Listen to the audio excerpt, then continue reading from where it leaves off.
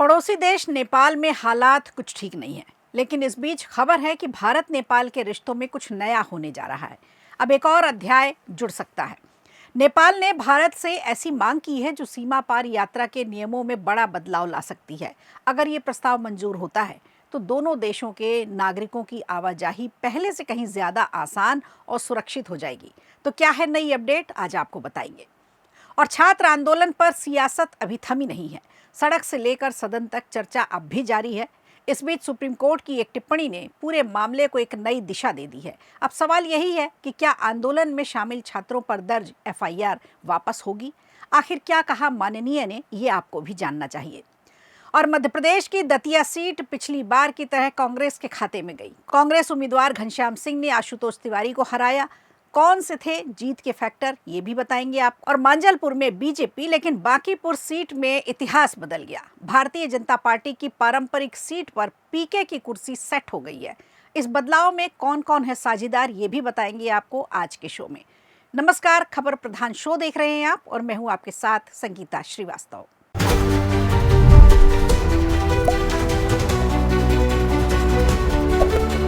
पड़ोसी देश नेपाल ने भारत से एक ऐसी मांग की है जो अगर मान ली गई तो दोनों देशों के करोड़ों लोगों की यात्रा पहले से कहीं ज्यादा आसान हो जाएगी। नेपाल से भारत के रिश्ते हमेशा से अच्छे रहे हैं, चाहे वो व्यापारिक हो, सांस्कृतिक हो या फिर राजनीतिक हो। हालांकि यहाँ नई सरकार बनने के बाद थोड़ा नरम गरम तनाव जरूर देखने को आया, लेकिन बाद में चीजें धीरे धीरे पटरी पर आने लगी। भारत के एक फैसले ने नेपाल को मजबूर कर दिया, जिससे अकड़ में चल रहे नए नए पीएम बने बालन शाह अब गुहार लगाने लगे हैं। नेपाली पीएम के लगातार भारत विरोधी बयानों ने हालात को गंभीर बना दिया था, लेकिन धीरे धीरे चीजें अब लौटने लगी हैं। नेपाल चाहता है कि भारत उसके राष्ट्रीय पहचान पत्र यानी नेशनल आइडेंटिटी कार्ड को सीमा पार यात्रा के दौरान एक वैध पहचान पत्र के रूप में स्वीकार कर ले। नेपाल का मानना है कि इससे दोनों देशों के बीच आने जाने वाले लोगों की पहचान ज्यादा सुरक्षित होगी और यात्रा भी आसान होगी। खुली सीमा वाले इन दोनों पड़ोसी देशों के रिश्तों में अब एक नया मोड़ आता दिख रहा है। भारत और नेपाल के रिश्ते हमेशा से सांस्कृतिक, धार्मिक और सामाजिक रूप से बेहद मजबूत रहे हैं। हालांकि नेपाल में नई सरकार बनने के बाद थोड़ा तनाव जरूर देखने को मिला। तो खबर यह है कि नेपाल ने भारत के सामने एक अहम प्रस्ताव रखा है और नेपाल का ये राष्ट्रीय पहचान पत्र भारत के आधार कार्ड की तरह है। इसमें व्यक्ति के फिंगरप्रिंट, चेहरे की पहचान, आंखों की पुतली जैसी बायोमेट्रिक जानकारी दर्ज रहती है। नेपाल सरकार ने इसे कई सरकारी सेवाओं के लिए ज़रूरी बना दिया है। अब पासपोर्ट बनवाने में, बैंक खाता खोलने में, ज़मीन का रजिस्ट्रेशन कराने में और कई सरकारी योजनाओं का लाभ लेने के लिए ये कार्ड अनिवार्य होता जा रहा है।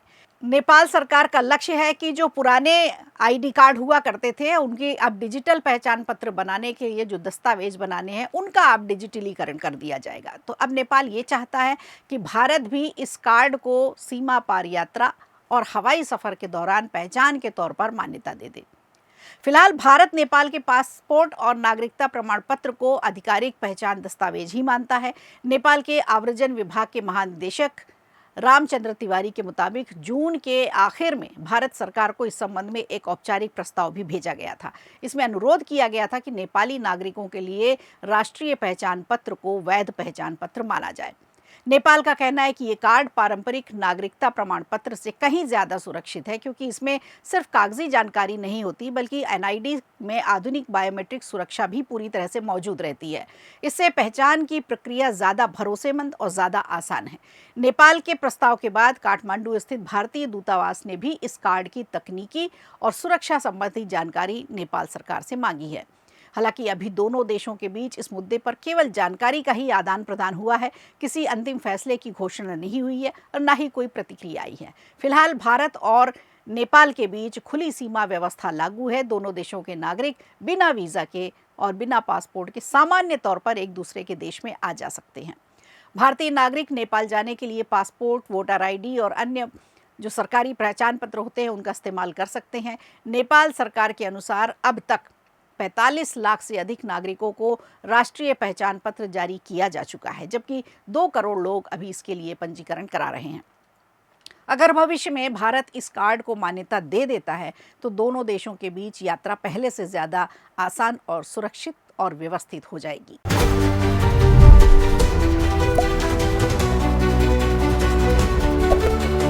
और अब बात करते हैं छात्र आंदोलन की। तो छात्र आंदोलन में दर्ज एफआईआर पर सुप्रीम कोर्ट की एक बड़ी टिप्पणी आज सामने आई है। अब राज्यों के लिए मुकदमे वापस लेने का रास्ता साफ होता दिख रहा है। छात्र आंदोलन को लेकर सुप्रीम कोर्ट में हुई सुनवाई के बाद कॉकरोच जनता पार्टी के प्रमुख प्रवक्ता सौरभ दास का एक बड़ा बयान आया है। उन्होंने कहा है कि सुप्रीम कोर्ट ने साफ कर दिया है कि अगर कोई भी राज्य सरकार आंदोलन में शामिल छात्रों पर दर्ज एफआईआर वापस लेना चाहती है तो ऐसा कर सकती है। कोर्ट के किसी भी पुराने आदेश को इसमें रुकावट नहीं माना जाएगा। सौरभ दास ने बताया कि युवाओं के आंदोलन के बाद 25 जुलाई को सरकार और आंदोलनकारियों के बीच एक समझौता हुआ था और इस समझौते में सरकार की ओर से कुछ अहम भरोसे भी दिए गए थे। सबसे बड़ी शर्त ये थी कि आंदोलन में शामिल छात्रों पर दर्ज सभी मौजूदा मुकदमे वापस लिए जाएंगे। साथ ही भविष्य में किसी भी छात्र के खिलाफ दंडात्मक कार्रवाई नहीं की जाएगी और इसका लिखित आश्वासन भी दिया जाएगा। लेकिन समझौते के बाद भी कई बीजेपी और एनडीए शासित राज्यों में ऐसी खबरें देखने में आई जिन पर छात्रों पर नई एफआईआर दर्ज की गई, कुछ को हिरासत में भी ले लिया गया, कुछ की गिरफ्तारी हुई।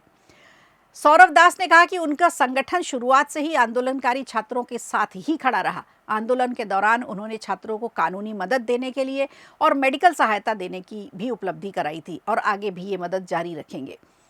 दरअसल 3 अगस्त को सुप्रीम कोर्ट ने छात्र आंदोलन के दौरान पुलिस कार्रवाई से जुड़ी याचिकाओं पर सुनवाई की।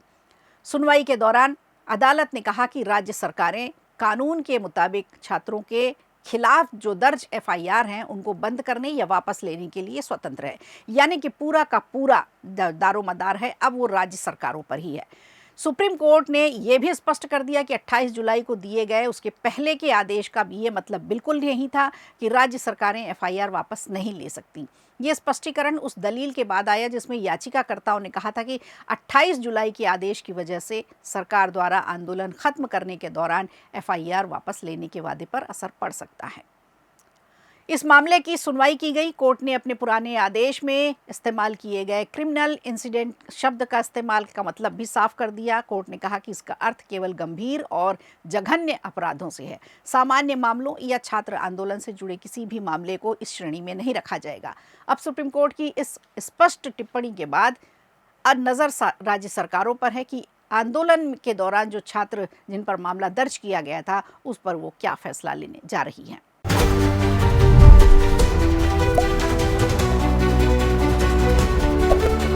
और आज 3 राज्यों के 3 विधानसभा सीटों पर उपचुनाव हुए। कहीं नए चेहरे की सियासी परीक्षा थी तो कहीं दिग्गजों की प्रतिष्ठा दांव पर लगी थी। बिहार के बांकीपुर से लेकर मध्य प्रदेश के दतिया और गुजरात के मंजलपुर सीट तक उपचुनाव के नतीजों ने कई राजनीतिक संकेत दे दिए हैं।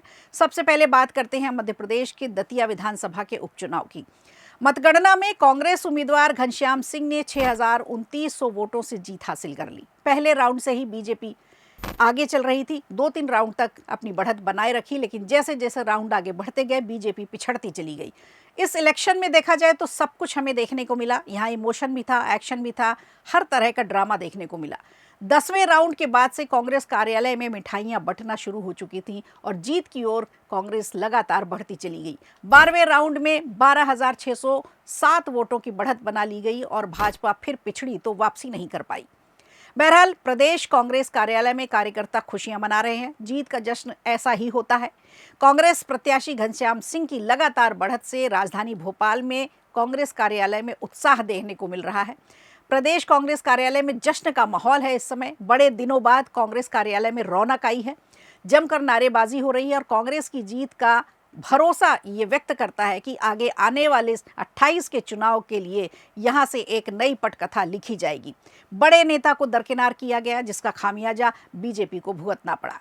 बीजेपी की कोई कोशिश काम नहीं आई। बड़ा गोपनीय चुनाव इसे कहा जा रहा है क्योंकि ऐसा भी माना जा रहा है कि कांग्रेस बीजेपी को मदद करती रही भीतर ही भीतर और बीजेपी कांग्रेस के लोगों की मदद करती रही। तो दतिया के उपचुनाव की अलग ही रौनक रही और सभी को बस इसी बात का इंतजार था कि आखिर रिजल्ट में क्या आएगा, क्योंकि कोई भी पहले से अंदाज़ा नहीं लगा पा रहा था कि दतिया का उपचुनाव किसके पक्ष में जाने वाला है। लेकिन अब जीत कांग्रेस की हो चुकी है। दूसरी जीत गुजरात की बात कर लेते हैं। तो मंजलपुर विधानसभा सीट पर यहाँ उपचुनाव किया गया, जहाँ पर स्पष्ट रूप से बीजेपी ने जीत दर्ज कर ली। बीजेपी उम्मीदवार सतीश पटेल ने कांग्रेस के वरिष्ठ नेता भीखा रबारी को 30,499 वोटों के एक बड़े अंतर से हराया। सतीश पटेल को 55,084 वोट मिले, जबकि कांग्रेस उम्मीदवार को 24,585 वोट हासिल हुए। और अब बात कर लेते हैं बांकीपुर की, सबसे ज्यादा चर्चित सीट। बिहार के बांकीपुर की जनता ने इस बार पीके पर भरोसा जताया। विधानसभा उपचुनाव की मतगणना में जन सुराज पार्टी के उम्मीदवार प्रशांत किशोर ने शुरू से ही बढ़त बनाई रही। राजनीतिक रणनीतिकार से नेता बने प्रशांत किशोर को एक एक बारीकियां पता थी, कैसे बिहार में विधानसभा चुनाव लड़ना है, बीजेपी ने कहां कहां चूक की है, उन जगहों को उन पेबंद लगाने का काम उन्होंने किया और एक बड़ी बढ़त बनाई। बीजेपी के उम्मीदवार नीरज कुमार सिन्हा से हमेशा से आगे चलते रहे। 28वें चरण के जब मतगणना शुरू हुई, राउंड आया, तो प्रशांत किशोर को 59,213 वोट तक मिल चुके थे और 19,419 वोटों से वो आगे निकल गए। वहीं बीजेपी के नीरज कुमार सिन्हा दूसरे स्थान पर ही बने रहे और आरजेडी की रेखा कुमारी 13,260 वोटों के साथ तीसरे स्थान पर बनी रही। इससे पहले शुरुआती रुझानों में भी प्रशांत किशोर लगातार आगे चल रहे थे। बांकीपुर सीट पर वोटों की गिनती कुल 31 चरणों में होनी थी। शुरुआती राउंड से ही निर्णायक बढ़त बना चुके पीके ने बिहार की बांकीपुर सीट का पूरा खेल बदल दिया और बीजेपी की गढ़ में सेंध लगाते हुए जीत हासिल की है। इस जीत को ऐतिहासिक कहा जाएगा, रिकॉर्ड जीत कहा जाएगा। पीके का ये पहला चुनाव था, उनकी रणनीति यहाँ पर काम आई।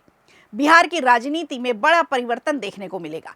सभी की नज़र इस बात पर टिकी रही कि प्रशांत किशोर की जीत ज़रूर होनी है, लेकिन कितने से होनी है इस पर सबकी नज़र थी। तो जाहिर है पार्टी का खाता जिसने खोल नहीं पाया था, जिस पार्टी ने विधानसभा चुनाव में अब एक बड़ी जीत दर्ज हासिल की है, निश्चित तौर पर पीके के लिए एक संजीवनी का काम ज़रूर करेगी है।